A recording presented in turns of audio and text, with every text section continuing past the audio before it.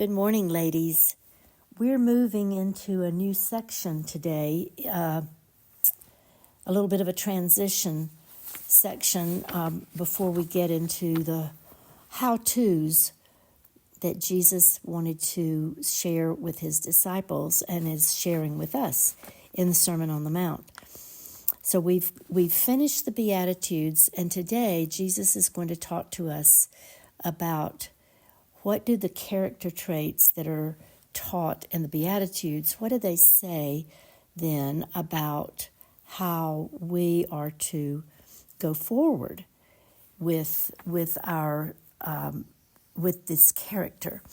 Now, the questions that I asked yesterday are just fun questions, but it's getting us to the point of our lesson today. And the question I asked yesterday, what food item is the most tasteless without salt? Well, you can imagine that I got lots of different answers, but the one that I resonate with the most probably would be popcorn. I don't think I like popcorn very much without salt. Another one was any kind of potato without salt. But I realized that there's actually a verse in Job 6, verse 6, where Job says the worst thing would be the white of an egg. And I had to chuckle because I have to agree. The white of an egg is not very good without having some salt on it. So the second question I asked was, what causes you the most frustration when the power goes out? And most everyone talked about the absence of light, because we need light to do just about everything that we want to do other than sleep. And so we laughed and talked about the fact that here in Montana, when the power goes out, it doesn't stay out very long, and about the time you find your candles or your lanterns or whatever you have for backup lighting, the power comes back on, and so you're a little frustrated. But these are two commodities that we don't really think too much about. We take them for granted, that salt for our food and light to live life, they're two very important things. And Jesus used those two things to talk to us about this shift that he's taking us on here. He's shifting from the character of the Christian to the influence of our character in the world. So let's read in Matthew 5, starting at verse 13, going through 16. You are the salt of the earth. But if salt has lost its taste, how shall it be salty again? It's no longer good for anything except to be thrown out and trampled under people's feet. You are the light of the world. A city set on a hill cannot be hidden, nor do people light a lamp and put it under a basket, but on a stand, and it gives light to all in the house. In the same way, let your light shine before others, so that they may see your good works and give glory to your Father who is in heaven. I don't know about you, but growing up, there was a song that children were taught in Sunday school about this little light of mine, I'm going to let it shine. I don't remember any songs about salt, though. But both of them are very, very common things that we all really depend on, and we don't even talk about it or think about it very much until we don't have it.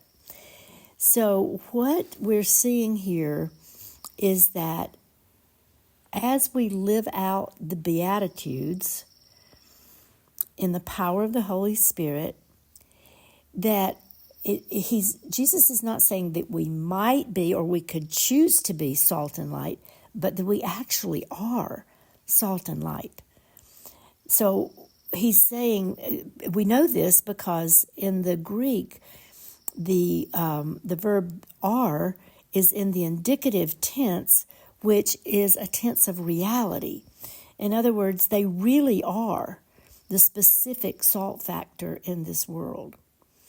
And also, it's in the present tense, which expresses that constant condition and indicates that saltiness and light both are to continually be the lifestyle of every citizen of the kingdom of heaven, every day of their life on earth. Now, I want to give you a related passage to this purpose from Jesus in John 17, where Jesus is praying a prayer to his Father, to God. And it's in John 17, starting at verse 14. And I want to read it to you from the new, I think this is the New Living, or maybe the NIV. But it says, I have given them, and Jesus is talking to the Father about us, his followers, those who are born again and who are the salt of the earth and the light of the world. He says to his Father, I have given them your word, and the world has hated them. In other words, persecuted them, because they are not of the world, even as I am not of the world. I do not ask you to take them out of the world, but to keep them from the evil one. They are not of the world, even as I am not of the world. Sanctify them in the truth. Your word is truth. As you sent me into the world, I also have sent them into the world. So the reason I bring this in to the story here is because Jesus is stating our purpose is that we are to be in the world. We are to be in the world that is unsaved. Those who are not believers, Jesus wants us to be around them as salt and light. And yes, there will be some people that reject us because of that. But if you'll remember, our passage today comes immediately on the heels of Jesus telling us that we will be persecuted for his sake. And for righteousness' sake, we will be persecuted. So Jesus is letting us know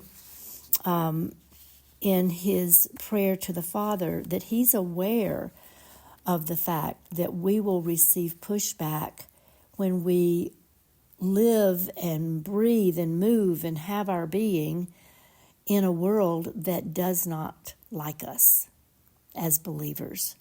Born-again believers are not always going to be embraced by everyone.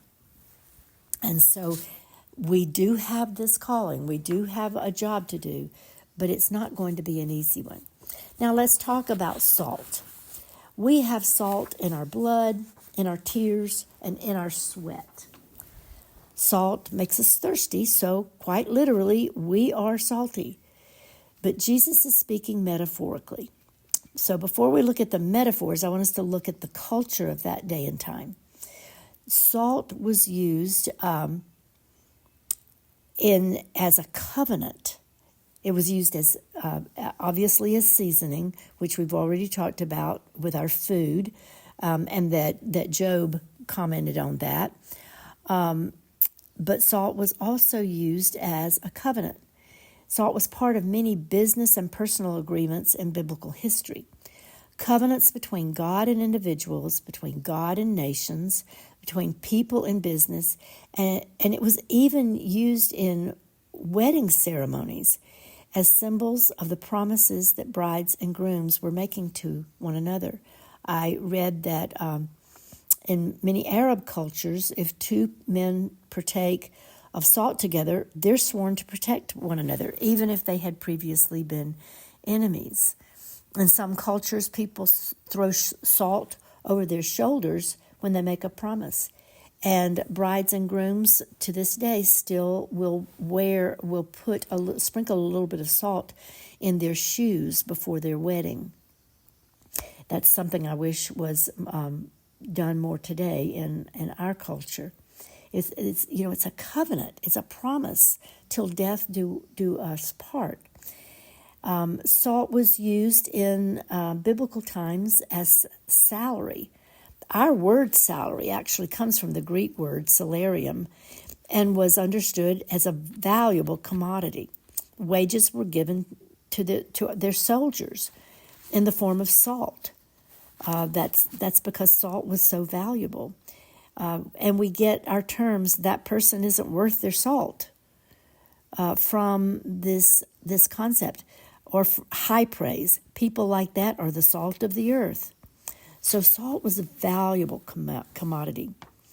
I did not know this until this week as I was preparing, but salt was used in biblical times to prevent infection. According to several passages in Scripture, newborns were rubbed with salt to purify their skin to fight off infections.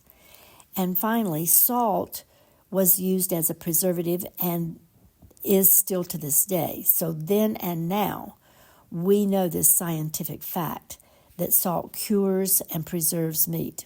Without refrigeration, it wouldn't be safe to eat meat that hadn't been salted right away after the animal was killed.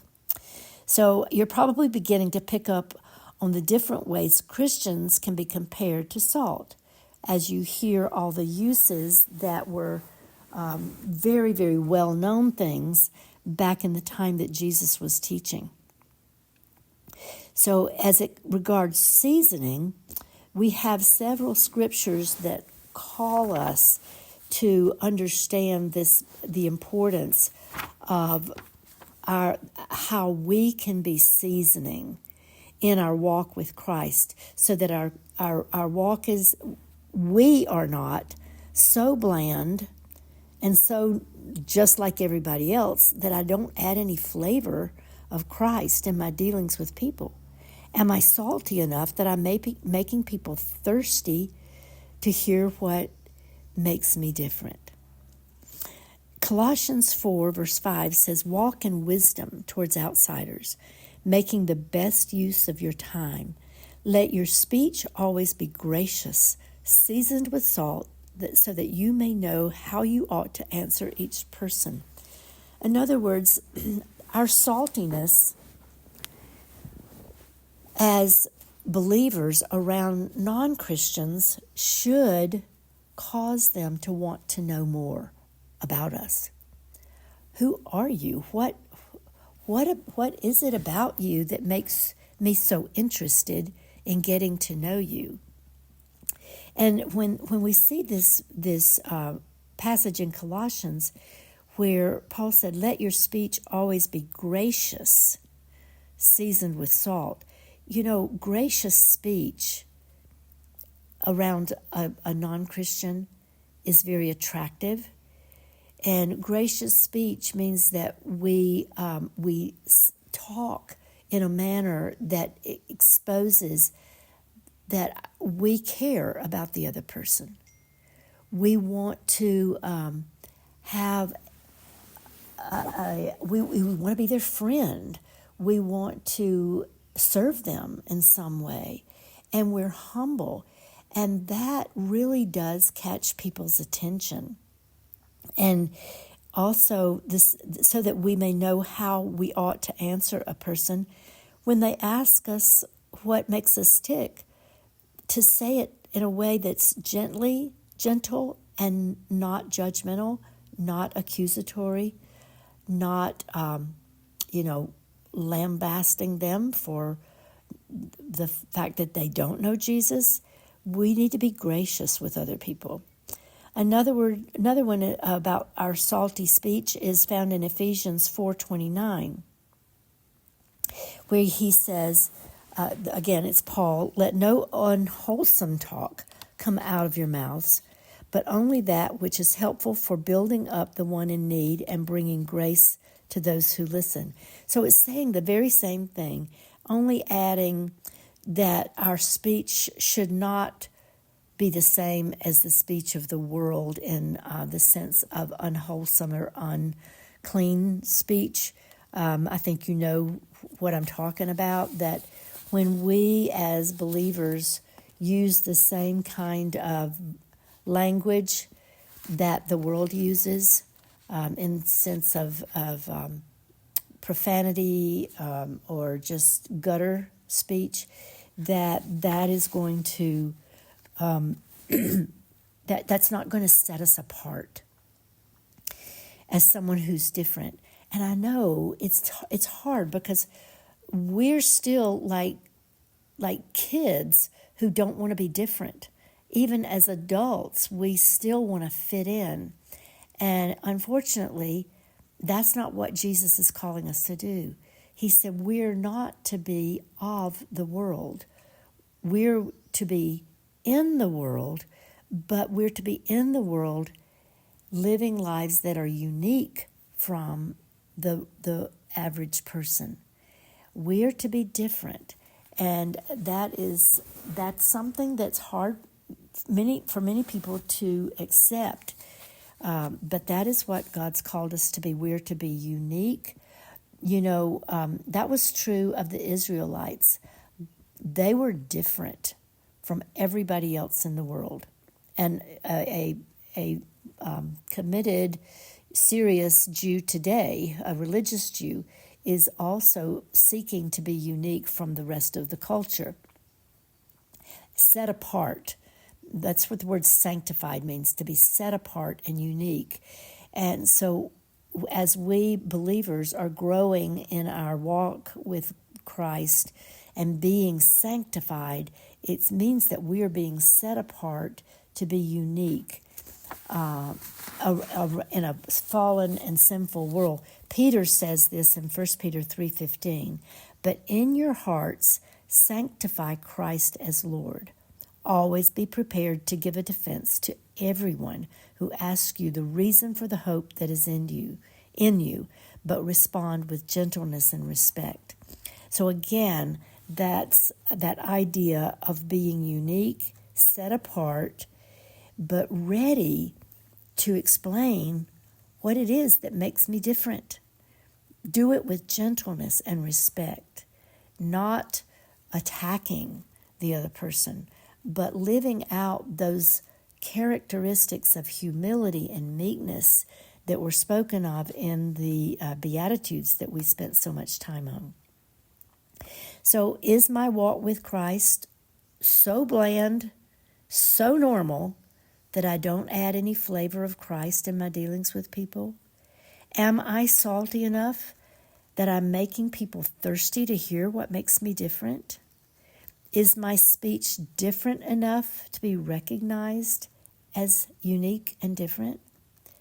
In conversations with my non-Christian family members, friends, and neighbors, do I default to their gutter language so I can fit in? Or am I willing to be different? Am I approaching conversations with an argumentative attitude and tone, or with gentleness and respect? If I'm salty, it will be a very, very good thing. Now, one other thing about salt that we've already mentioned about its preservative action. Salt is a preservative against rot and decay, not only in meat, but Jesus is using it here metaphorically, that it is a preservative against rot and decay in our culture. Our culture would actually be much worse and rotten to the core if we suddenly disappeared, if God took us out of the picture. The culture would collapse and decay overnight, because our character is supposed to have such an impact on the culture that we are keeping things on a relatively stable level. But the problem is that we tend to look at all the rot and decay in the culture and blame the culture instead of realizing that, wait a minute, maybe the problem is me. Maybe I am not being a preservative. Maybe my life is not maybe I'm not doing what God called me to do, to be salt. Am I fulfilling my purpose? John Stott points out, when society goes bad, we Christians tend to throw up our hands in pious horror and blame the non-Christian world. But should we not rather blame ourselves? one can hardly blame unsalted meat for going bad. It cannot do anything else. The real question is, where is the salt? So I hope that helps you understand our purpose in that God has called us to be salt in the world. How am I living my life? Am I living my life the way Jesus called me to live? Am I being Jesus with skin on in my family, around my friends, at work? Am I living a life that distinguishes me as belonging to God, so that not only will others ask me about what I believe, but I will have an impact and hold some of the rot and decay at arm's length. And it will have a positive impact in my sphere of influence. Now let's go on and look at you are the light of the world. This is verse 14 through 16. You are the light of the world. A city set on a hill cannot be hidden, nor do people light a lamp and put it under a basket, but they put it on a stand so it gives light to all in the house. In the same way, let your light shine before others, so that they may see your good works and give glory to your Father who is in heaven. So it's really a great compliment that Jesus is giving to us here when he calls us the light of the world. It's an amazing compliment because it's an amazing responsibility when he calls us the light of the world, because he claimed that title for himself as he walked this earth, that he was the light of the world. And so as his brothers and sisters, we are to be lights ourselves.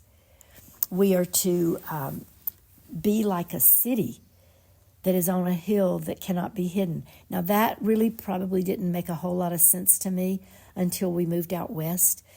In the southeast, you don't see cities very often from quite a distance because there's just so many trees. But here, when you ride across eastern Montana, you see the cities that are up ahead from quite a distance because they are, it's out in the open. And he says people don't put a lamp under a basket, but they put it on a stand so it gives light to all the house. I mean, it's like, why would you put the light in an out-of-the-way place? Back to when the power goes out here in Big Fork, I want to put my Coleman lanterns that I keep on the ready. I want to put them up like on the mantle or on the bar in the kitchen, or just some place that lights, that spreads the light more widely than putting it just in a little niche somewhere. And so we're wanting to expose ourselves. We want our light to shine, is what Jesus is saying. Now, I want to talk about the difference between being salt and being light, because Jesus used two metaphors, two common things in our culture as metaphors for how we're to behave, but they're a little bit different. Salt is somewhat unseen. It's a little bit more subtle. It works quietly, but light is more open. It visibly shatters the darkness. The influence of salty good character, even though it's quiet, is very powerful, and it does retard the spread of evil. It starts, this one of the most common ways that it begins in our culture is in the home. We start by raising children to know Jesus. Okay, that's the beginning of our saltiness, and we live a good example in front of our children, and then that produces people that can go out into the world and do the same thing. But salt by itself cannot change evil into good. Only light can do that. There's no believing person who's made another person righteous simply by their influence or their example. I get a little annoyed with people that talk about, share Christ, use words if necessary.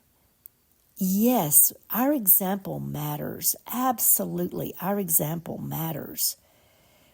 Because if we spoke of Christ with a bad example of lifestyle, that would be so hypocritical and people would turn away. So we should live a godly example and have that kind of influence. But sooner or later, our godly example needs the light of the truth of the gospel to shine forth. Example alone isn't going to change a sinner. Yes, the salt does retard the corruption, but the light is very visible. Light can actually hurt your eyes if you've spent your lifetime in the dark. And so light can be a little bit offensive at first, but once you've been around light for a few minutes, your eyes begin to adjust to it, and so you're not shying away from it anymore. Light displays truth, and it actually delivers from corruption. So we are salt in our character, we are light in our message, and in our good works. Dwight Pentecost is a theologian from the past, and he reminds us that the nature of light is to shine. There's no such thing as light that does not communicate itself. There's no such thing as self-contained light. Light may originate in a distant star and travel a span of light years, but it does not get tired of shining or cease to shine. Its nature is to shine. Christ said he has made us lights in the world, and we are not self-contained.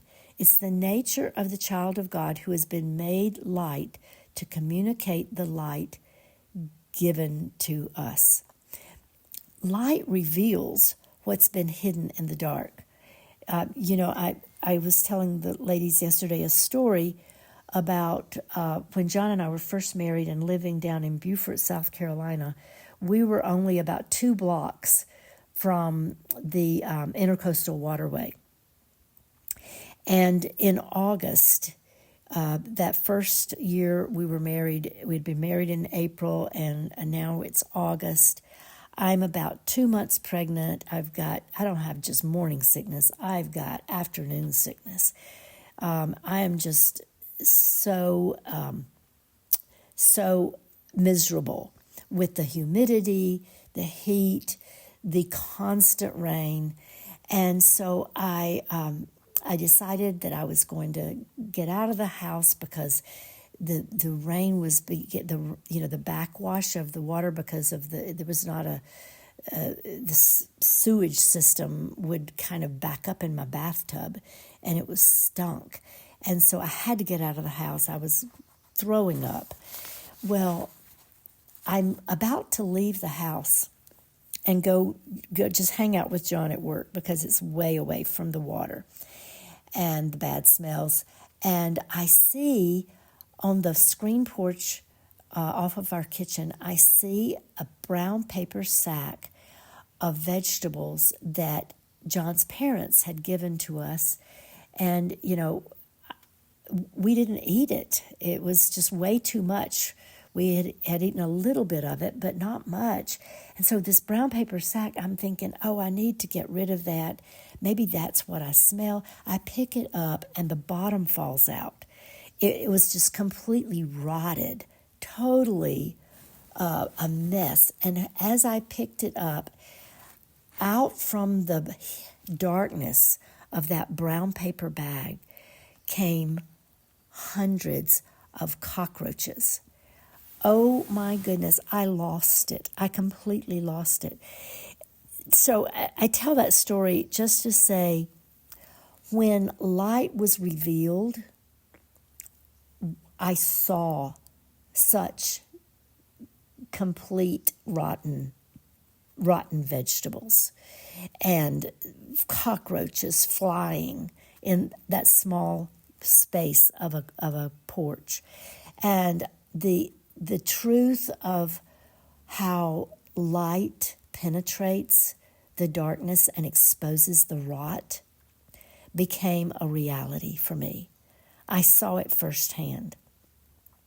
And so that is something that the power of the light of the gospel message must be spoken out loud in the darkness when it penetrates and exposes the rot. Light causes purification. It causes change. It causes things to grow. And the more truth that we give out and express in our gentle and gracious speech, the more that truth will penetrate and completely clean up rot. Light shows true color. White light is not colorblind. Colorblind people don't perceive colors accurately. Where you and I might see green, they may see blue or maybe even brown. And the unsaved world is colorblind in that they don't really see truth accurately. Instead, they filter life and truth through a false reality. There are many people who want to offer to the non-saved world a secondary light, one that's more colorful and appealing, not the pure truth of the gospel that states no one comes to the Father but through Jesus, or that coming to Jesus means confessing my sins, or that we must be born again to go to heaven. Those are the kinds of things that need to be stated out loud in the light of day so that people can hear truth that will change their lives.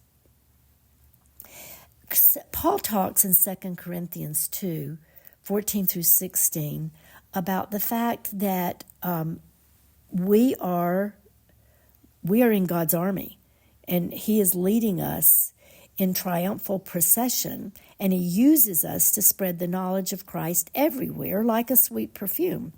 However, even though our lives are a Christ-like fragrance rising up to God, this fragrance is perceived differently by those who are being saved versus those who are perishing.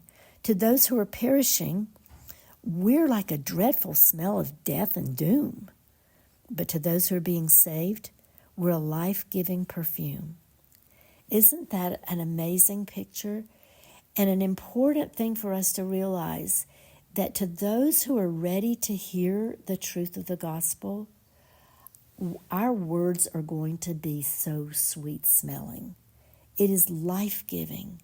It is a just an incredible revelation to the person who God's been working in their heart, and it's so important that we allow the Holy Spirit to work in a person's heart and to allow the Holy Spirit to prompt us when is the appropriate time for us to speak up and share the truth of the gospel.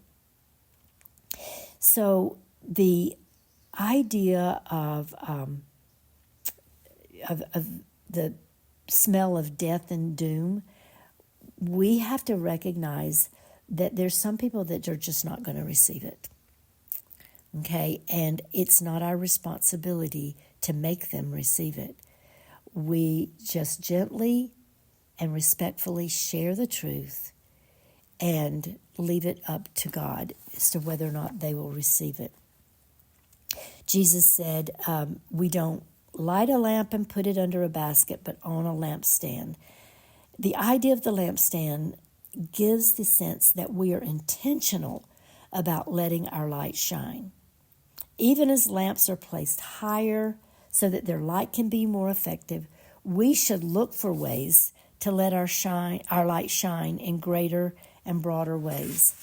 Christ never contemplated the production of secret, undercover Christians. Okay?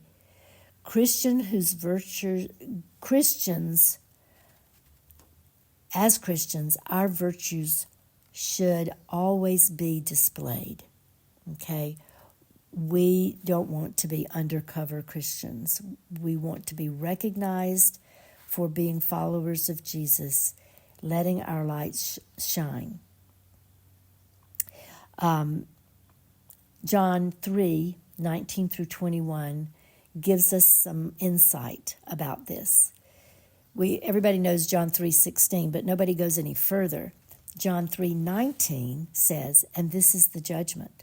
Light has come into the world, but people love darkness rather than light, because their works were evil. For everyone who does wicked things hates the light and does not come to the light, lest his works should be exposed. But whoever does what is true comes to the light, so that it may be clearly seen that his works have been carried out in God." And that's a fact, that there are people that love darkness because their deeds are evil. And so we must be light, but understand that those who are not going to come to Christ are not going to receive the light that we are sharing. A city that is set on a hill cannot be hidden. It's prominent. It can't be hidden. And so we are to be that light and allow Jesus to use us wherever he wants to. The object of our shining is not so that men might see our good works, how good we are, or even see us at all, but they might see the grace that's in us and God in us and cry out, "What a Father these people must have."